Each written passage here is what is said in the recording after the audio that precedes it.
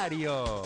Super Mario 64 DS is essentially the same game you played back in 1996, though a few new twists and turns have been added.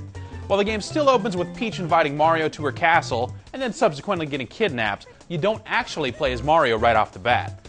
Mario now shows up for the party with Wario and Luigi in tow, and the three of them enter the castle and promptly vanish. Yoshi, who's been sleeping on top of the castle, wakes up and sets off to find the missing characters. Eventually, you'll find Mario, Luigi, and Wario, and you'll be able to switch between them whenever you like.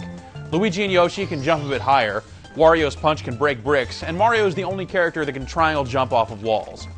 Also, the game's flower power-up has a different effect on each of the four characters, and this sort of replaces the switch blocks from the original game.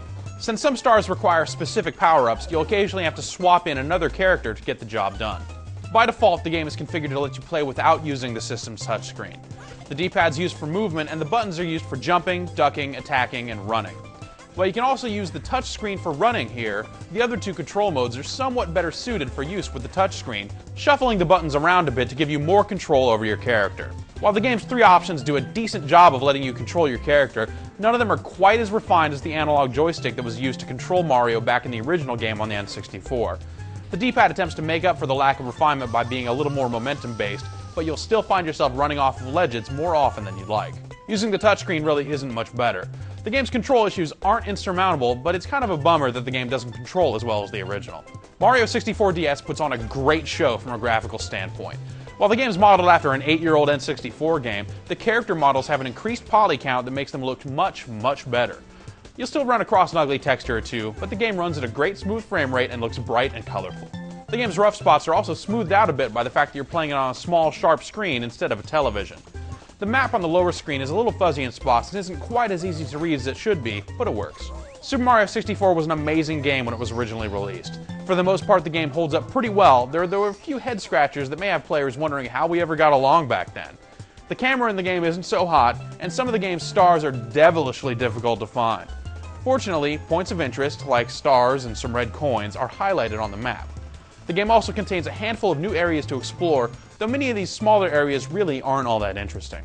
If you're near 3 other DS users, you can play a competitive 4-player mode. This mode only requires you to have one game card, taking advantage of the system's wireless game download feature to transmit the necessary data to the other systems. Unfortunately, the multiplayer is a pretty uneventful competition, and there are only a few different multiplayer levels to choose from. Also in the extras category are a series of stylus-oriented mini-games.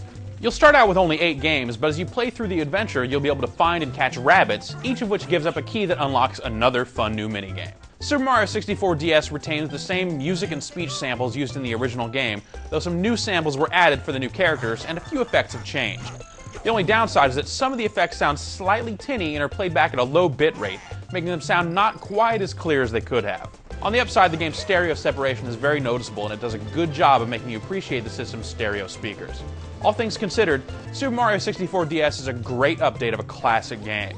While some portions of the game have aged better than others and the controls should have been a little bit tighter, enough of the game is done right to make it a faithful enough update for fans of the original, and new players will certainly find a lot to like here as well.